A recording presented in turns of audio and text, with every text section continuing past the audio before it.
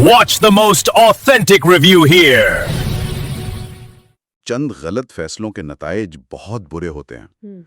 वो उम्र भर की सजा बन जाते हैं और मैं वही भुगत रहा हूं। ये अरहम के अल्फाज हैं, अपनी बीवी से कहे गए, और इन जुमलों में इतनी बेबसी और तलखी है ना कि यहीं से हमें अंदाजा हो जाता है कि हम किसी आम मियाँ बीवी की नोक-झोंक नहीं, बल्कि एक तबाहशुदा रिश्ते की कहानी में दाखिल हो रहे हैं। बिल्कुल।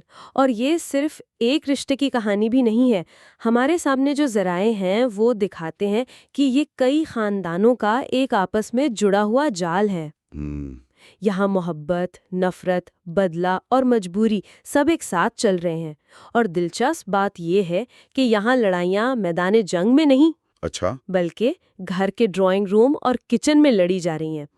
और इन लड़ाइयों के हथियार हैं ताने, खामोशी और कभी-कभी तो एक प्लेट खाना भी। वाह क्या बात कही है।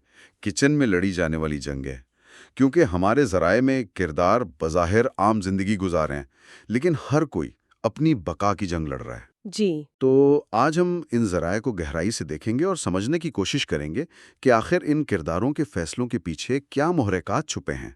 मतलब ये लोग ऐसा क्यों कर रहे हैं? चलें फिर शुरू करते हैं। एक ऐसी शादी से जिसका पहला दिन ही उसकी बुनियादों के खोखलेपन को जाहिर कर देता है। ज़ारून और फिजा की शादी। हाँ, वो मंजर बहुत ही अजीब है। एक तरफ ज़ारून है, अपनी नई नवेली दुल्हन फिजा से कह रहा है, मैं हमेशा से मानता था कि तुम मेरी ही हो और मेरी ही बनोगी। बहुत रोमानवी बात है। बहुत रोमानवी। लेकिन दूसरी तरफ फिजा है जो बिल्कुल खामोश है, और उसकी उंगली में एक अंगूठी जो शायद किसी पुराने रिश्ते की निशानी है। मतलब एक नई शुरुआत जिस पर माजी का साया बहुत गहरा है। यहाँ एक बहुत दिलचस्प नफ्सियाती कश्मकश है। क्या ज़ारून वाकई इतना रोमानवी है, या वो जानबूझकर इस अजीब सूरत हाल को नज़रअंदाज कर रहा है? मतलब हकीकत से फरार। बिल्कुल, उसे भी मालूम है कि ये शादी नॉर्मल हालात में नहीं हुई। फिजा की खामोशी चीख कर कह रही है कि वो इस रिश्ते में पूरी तरह शामिल नहीं है। तो ज़ारून के ये मोहब्बत भरे जुमले एक तरह से एक खूबसूरत तस्वीर बनाने की कोशिश लगते हैं, जबकि दीवारों पर दरारें साफ नजर आ रही हैं। और इन्हीं दरारों में से एक बहुत बड़ा झगड़ा निकलता है, और वो भी चूड़ियों पर। ज़ारून की बहन रानी फिजा को अपनी माँ की चूड़ियां पहने देखती है और घर सर पर उठा लेती है। वो फिजा पर चीखती है, जैसे ही तुमने मेरे घर में कदम रखा, तुमने हर चीज पर कब्जा करने की कोशिश की, मेरे घर और मेरी चीजों पर। ये तो मतलब सिर्फ चूड़ियों का झगड़ा नहीं लग रहा। बिल्कुल नहीं, ये झगड़ा चूड़ियों के बारे में है ही नहीं। ये स्टेटस के बारे में है, कबूलियत और ताकत के बारे में है। अच्छा। इस खानदानी निजाम में वो चूड़ियां सिर्फ सोना नहीं है, वो माँ के मंजूरी और विरासत की अलामत हैं। वो एक तरह की जज्बाती करेंसी हैं। जज्बाती करेंसी, वाह। रानी को लगता था कि वो चूड़ियां उसका हक हैं, जो उसके खानदानी स्टेटस को मजबूत करती। जब वो फिजा के हाथ में उन्हें देखती है तो उसे लगता है कि उससे सिर्फ जेवर नहीं छीना गया, बल्कि खानदान में उसकी अहमियत, उसका मुकाम छीन लिया गया। बिल्कुल, इसीलिए उसका रद्द अमल इतना शदीद है। ये उसके लिए वजूद का खतरा है। और माँ का किरदार भी यहाँ बड़ा अजीब है। वो बीच बचाव करने की कोशिश कर रही है, लेकिन ये भी मानती है कि उसने रानी से वादा किया था। मतलब वो खुद उस आग को भड़काने की एक वजह बनी है। सही। और इस सारी लड़ाई के बीच में एक किरदार है साकिब, रानी का शौहर और फिजा का भाई, जो बिल्कुल बेबस खड़ा है। वो रानी को कहता है, रानी अगर कोई और होता तो ये बर्दाश्त नहीं करता, मैंने बर्दाश्त किया।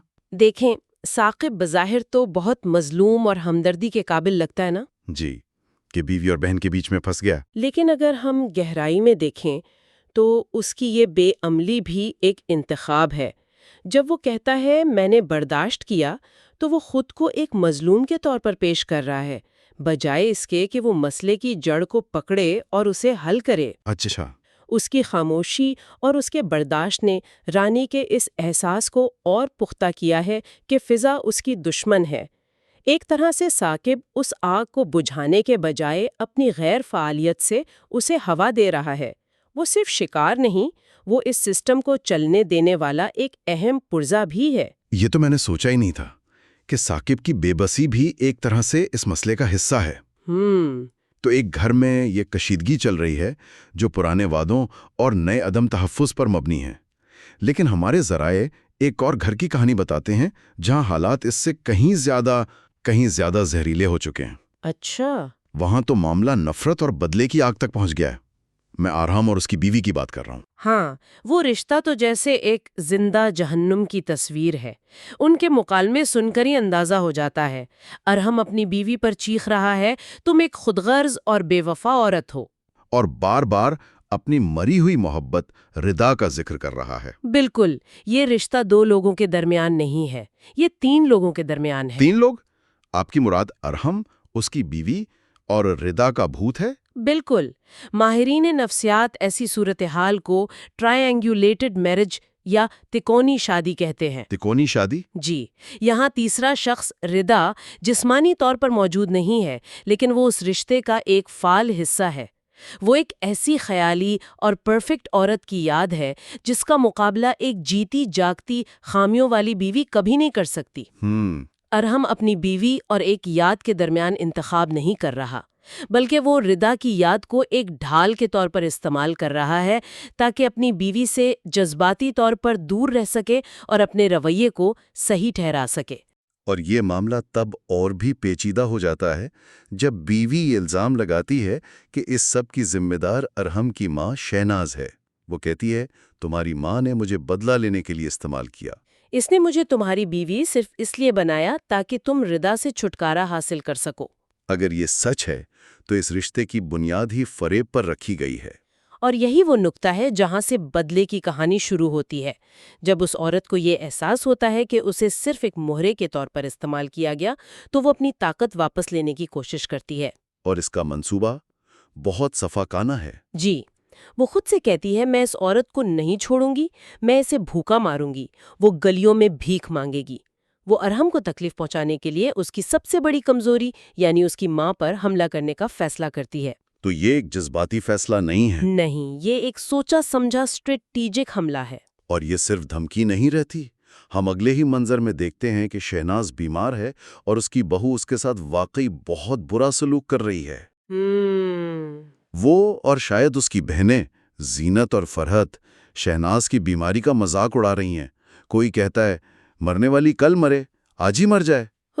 یہ سن کر رونگٹے کھڑے ہو جاتے ہیں، لیکن جیسے ہی ارحم کمرے میں داخل ہوتا ہے سب کا رویہ بدل جاتا ہے۔ اچھا۔ وہ ہمدردی کا ڈرامہ شروع کر دیتی ہیں اور ارحم وہ بتاتی ہیں کہ اماں جی تو خود ہی ضد کر کے کچھ کھا پی نہیں رہی ہیں۔ یہ نفسیاتی تشدد اور منافقت کی انتہا ہے۔ اس سے گیس لائٹنگ کہتے ہیں، یعنی شکار کو یہ یقین دلا دینا کہ جو ہو رہا ہے اس میں قصور اسی کا ہے۔ صحیح۔ وہ ارحم کے سامنے شہناز کو ضدی اور خودسر ثابت کر رہی ہیں، جبکہ حقیقت میں وہ اسے اذیت دے رہی ہیں۔ ارحم یہاں بری طرح پھنس گیا ہے۔ ہاں، وہ اپنی ماں کی تکلیف دیکھ رہا ہے، لیکن اپنی بیوی کے بنائے ہوئے جھوٹ کے جال کی وجہ سے وہ سچ اور جھوٹ میں فرق نہیں کر پا رہا۔ بالکل، وہ بے وقت اپنی ماں کے لیے پریشان ہے اور بیوی کے سامنے بے بس بھی۔ تو ایک طرف رانی ہے جو اپنی حیثیت کے لیے لڑ رہی ہے اور دوسری طرف ارحم کی بیوی ہے جو اپنے ساتھ ہوئے دھوکے کا بدلہ لے رہی ہے۔ یہ گھریلو محاذرائی تو سمجھ آتی ہے، لیکن پھر کہانی ایک ایسا موڑ لیتی ہے جہاں یہ خاندانی جھگڑے گھر کی 4 دیواری سے نکل کر پولیس اسٹیشن تک پہنچ جاتے ہیں۔ اور یہی وہ لمحہ ہے جب کھیل کے اصول بدل جاتے ہیں۔ کیسے؟ اب بات صرف تانوں اور جذباتی بلیک میلنگ کی نہیں رہی، اب بات قانون، جرم اور سازش کی ہے۔ بالکل۔ ایک منظر میں پولیس فضا کو اغوا کرنے کے الزام میں ایک شخص سے تفتیش کر رہی ہے، اور تفتیش کرنے والا آفیسر زارون ہی لگتا ہے۔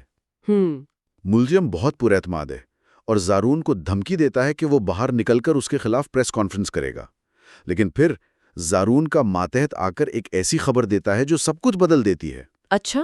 زارون پوچھتا ہے، اس ملزم کا وکیل کس نے کیا ہے؟ اور جواب ملتا ہے، سر، آپ کی بہن نے اس کا وکیل کیا ہے۔ 1 منٹ، کیا؟ زارون کی اپنی بہن رانی؟ جی۔ رانی نے اس آدمی کا وکیل کیا ہے جس پر زارون کی بیوی فضا کو اغوا کرنے کا الزام ہے؟ جی۔ یہ تو ناقابل یقین ہے۔ یہ صرف بہن بھائی کا جھگڑا نہیں، یہ تو پیٹھ میں چھرا گھونپنے کے برابر ہے۔ یہاں آ کر خاندان اور فرض، وفاداری اور انصاف سب کے بیچ کی لکیریں مٹ جاتی ہیں۔ رانی کی نفرت اب صرف زبانی کلامی نہیں رہی، نہیں، وہ ایک مجرمانہ سطح پر پہنچ گئی ہے۔ وہ اپنی بھابھی سے بدلہ لینے کے لیے قانون کو استعمال کرنے کی کوشش کر رہی ہے، بھلے ہی اس کے لیے اسے اپنے بھائی کے خلاف ہی کیوں نہ جانا پڑے۔ اور زارون، اس کے لیے یہ ایک ذاتی اور پیشہ ورانہ بحران ہے۔ ایک پولیس آفیسر کے طور پر اسے انصاف کرنا ہے، لیکن ملزم کو بچانے والی اس کی اپنی سگی بہن ہے۔ بالکل۔ اب سمجھ آ رہا ہے کہ یہ جال کتنا پیچیدہ ہے۔ ہر کردار اپنے آپ کو مظلوم سمجھ رہا ہے۔ رانی سمجھتی ہے کہ فضا نے اس کا حق چھینا۔ ارحم کی بیوی سمجھتی ہے کہ شہناز اور ارحم نے اسے استعمال کیا۔ ارحم خود کو اپنے ماضی اور غلط فیصلوں کا قیدی سمجھتا ہے۔ صحیح۔ لیکن وہ سب بدلہ لینے کے چکر میں خود ظالم بنتے جا رہے ہیں۔ یہی ان ذرائع کا سب سے اہم نقطہ ہے۔ یہ کہانیاں ڈرامائی ضرور لگتی ہیں، لیکن ان کے پیچھے کے جذبات بہت حقیقی ہیں۔ جیسے کہ عدم تحفظ کا احساس، کنٹرول کی خواہش، دھوکے کا درد، یہ سب ہمیں ایسے فیصلے کرنے پر مجبور کر سکتا ہے جس کے نتائج بہت بھیانک ہوتے ہیں۔ یہ ایک ایسا ڈومینو ایفیکٹ ہے جہاں ایک کا غلط فیصلہ دوسرے کی زندگی کو گراتا ہے، اور پھر یہ سلسلہ چلتا رہتا ہے، پورے خاندان کو اپنی لپیٹ میں لے لیتا ہے۔ تو آج ہم نے ان بکھرے ہوئے رشتوں کو جوڑ کر دیکھا۔ ہم نے سمجھا کہ کیسے چوڑیوں جیسا معمولی جھگڑا خاندانی سٹیٹس کی جنگ بن جاتا ہے۔ کیسے ماضی کا ایک بھوت جیتی جاگتی شادی کو تباہ کر دیتا ہے۔ صحیح۔ اور کیسے نفرت انسان کو اس حد تک اندھا کر دیتی ہے کہ وہ اپنے ہی بھائی کے خلاف ایک مجرمانہ سازش کا حصہ بن جائے۔ اور یہ سب ہمیں ایک بہت اہم سوال پر لا کر چھوڑ دیتا ہے۔ وہ کیا؟